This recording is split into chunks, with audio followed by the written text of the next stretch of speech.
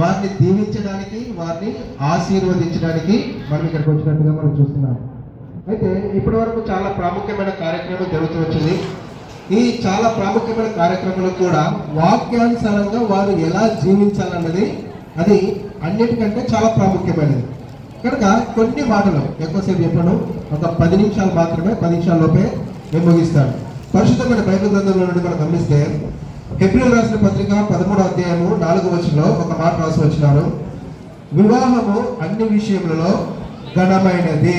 వివాహము అన్ని విషయములలో ఘనమైనది.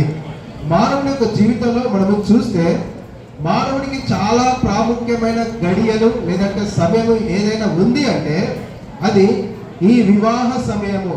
బహుశా నేను అనుకుంటున్నాను దిలీప్ కుమార్ కానీ సహోదరి మౌనిక కానీ వారు పుట్టిన నాటి నుండి నేటి వరకు ఎప్పుడెప్పుడు వివాహం అవుతుందా అని ఎదురు చూసిన వారే. కనుక వారి సమయాన్ని బట్టి ఇప్పుడు దేవుడు వారిని జతపరుచు వచ్చినాడు. ఇప్పుడు మనం ఒక ప్రశ్న వేసుకుందాము. ఇప్పుడు వీరు ఎందుకు వివాహం చేసుకున్నారు అది మనము ప్రశ్నించుకోవాలి. ఇప్పుడు వారు ఎందుకు వివాహము చేసుకున్నారు? ఇదేందయ్య గారు ఈ ప్రశ్న అడుగుతున్నారు. వివాహం ఎందుకు చేసుకుంటారు? వివాహం చేసుకున్న తర్వాత వారికి పిల్లలు అంటారు, వారు అభివృద్ధిలోనికి రావాలని అనుకుంటారు. అయితే ఇప్పుడు దేవుని యొక్క వాక్యం ఏం సెలవిస్తుందంటే ఆదికాండము 1వ అధ్యాయము 28వ వచనంలో దేవుడు వారిని ఆశీర్వదించి ఏం చేసి వచ్చినంటే మొదటగా ఫలింపజేసి వచ్చినాడు, రెండోదిగా అభివృద్ధిలోకి తీసుకుని వచ్చినాడు, మూడోదిగా విస్తరింపజేస్తూ వచ్చినాడు. అంటే ఇప్పుడు ప్రాముఖ్యంగా ఈ వాక్యం ఎందుకు చెప్తున్నానంటే తండ్రి అయిన దేవుడు యేసుక్రీస్తు ప్రభువారు వీరిద్దరిని ఈ లోకంలో ఒక విత్తనము వలె ఆయన ఏం చేస్తున్నాడంటే నాటుతున్నాడు. జాగ్రత్తగా వినాలి. ఇప్పుడు ఏం చేస్తున్నాడు? నాటుతున్నాడు. రైతులో మనం చూడండి, ఒక విత్తనాన్ని నాటుతాడు భూమిలో, అదేమవుతుంది? మొదటిగా ఫలిస్తుంది, రెండోది ఏమవుతుంది?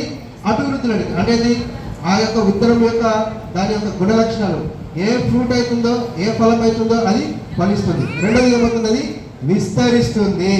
కాబట్టి ఈ మధ్యాహ్న సమయంలో తండ్రి అయిన దేవుడు కూడా వీరిని ఇప్పుడు ఏం చేస్తున్నాడంటే ఈ భూమిలో వారిని నాటుతున్నాడు.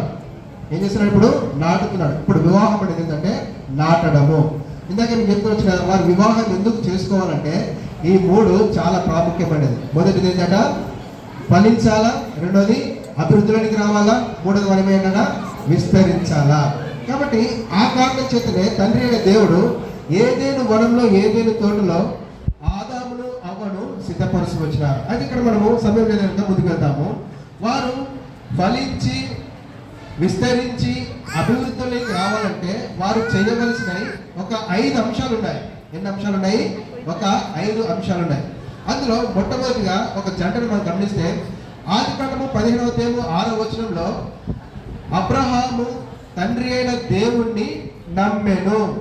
ఇప్పుడు వీరు ఈ 3 ఫలించాలన్నా, అభివృద్ధిలోనికి రావాలన్నా, విస్తరించాలన్నా ఈ ఇరువురు అంటే ఎవరు? దిలీప్ కుమారే కానీ సహోదరి మౌనిక కానీ ఎవరిని నమ్మాలి అంటే తల్లిదండ్రులను కాదు, అక్క చెల్లెలను కాదు, ఎవరిని నమ్మకూడదు. కానీ ఎవరిని నమ్మాలంటే తండ్రి అయిన దేవుణ్ణి మాత్రమే నమ్మాలా. తండ్రి అయిన దేవుడిని మాత్రమే అనగా సర్వశక్తి గల దేవుడిని మాత్రమే నమ్మడం ద్వారా వారు ఏమవుతారంటే మొదటిగా ఫలించి అభివృద్ధిలోనికి వచ్చి విస్తరించే ఆశీర్వాదాన్ని దేవుడు వారికి అనుగ్రహిస్తాడు. ఇది మొదటి జంట. అందుకే అబ్రహాము శారా యొక్క జీవితంలో మనం చూస్తే వారు దేవుని నమ్ముతూ వచ్చినారు కాబట్టి వారు కూడా ఫలించినారు, అభివృద్ధిలోకి వచ్చినారు. వారు ఏమవుతూ వచ్చినట్టే విస్తరించినారు. రెండవ జంట వచ్చేసేదంటే వారు విస్తరించాలి అంటే రెండవ జంట ఇస్సాకు రెబ్కా. ఇస్సాకు రెబ్కా వీరెవరు అంటే వీరు అబ్రహాం యొక్క సంతతి వారే. ఈ ఇస్సాకు రెబ్కా కూడా వారు ఫలించడానికి కారణం ఏంటంటే ఇస్సాకు తన భార్య అయిన రెబ్కాను ఏం చేసి వచ్చినట్టే ప్రేమించినాడు. ఇప్పుడు దిలీప్ కుమార్ కూడా ఎవరిని ప్రేమించాలా? సహోదరి మౌనికను ప్రేమించాలా. అలాగే ఎప్పుడైతే మనస్ఫూర్తిగా ప్రేమిస్తాడో అభివృద్ధిలోనికి వచ్చి ఫలించి వారు విస్తరించేవారన్న. కాబట్టి మొదటిగా దేవుణ్ణి నమ్మినప్పుడు వారు అభివృద్ధిలోనికి వస్తారు. రెండోదిగా ఒకరిని ఒకరు ప్రేమించుకోవడం ద్వారా వారు అభివృద్ధిలోనికి వస్తారు.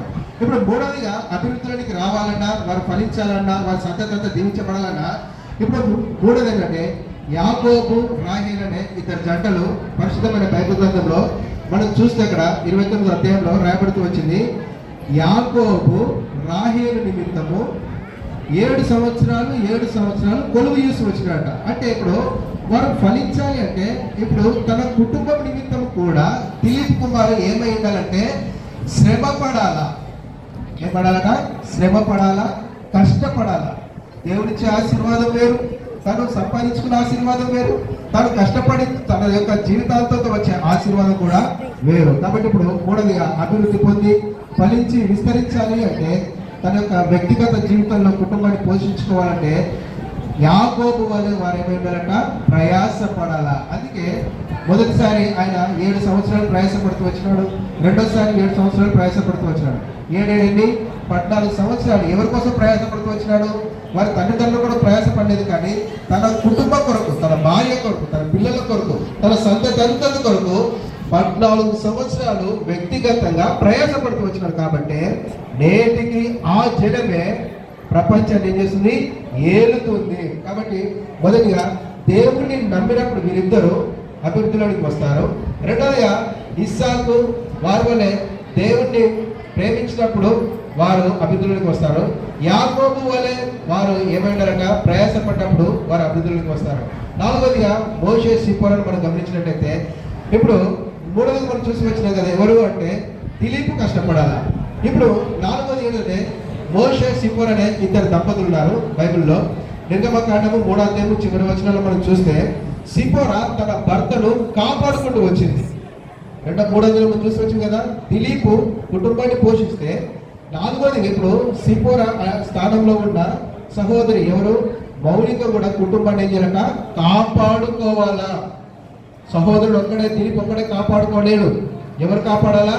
ఇద్దరు ఏకమయ్యి వారు ఒకరి పట్ల ఒకరు ప్రేమాప్యాయతలు కలిగి ఉండి వారు కాపాడుకునే వారుగా ఉన్నప్పుడే వారు ఫలిస్తారు, అభివృద్ధిలోనికి వస్తారు, విస్తరించేసే వారుగా ఉండొచ్చు. కాబట్టి ఇప్పుడు నాలుగోదిగా వారు ఫలించి అభివృద్ధిలోనికి వచ్చి విస్తరింప చేయాలి అంటే ఒకరినొకరు కాపాడుకునే వారుగా ఉండాలా. చివరిగా ఐదవదిగా మనం గమనించినట్లయితే 2 సమూయేలు గ్రంథము 7వ అధ్యాయంలో మనము చివరి భాగాన్ని మనం గమనిస్తే దావీదు యొక్క కుటుంబాన్ని చూడవచ్చు. ఆయన భూప్రపంచం మీదనే రాజుల్లో మహారాజుగా పేరు పొందిన దావీదు. ఆయన భూప్రపంచంలోనే మహారాజుగా పేరు పొందిన దావీదు.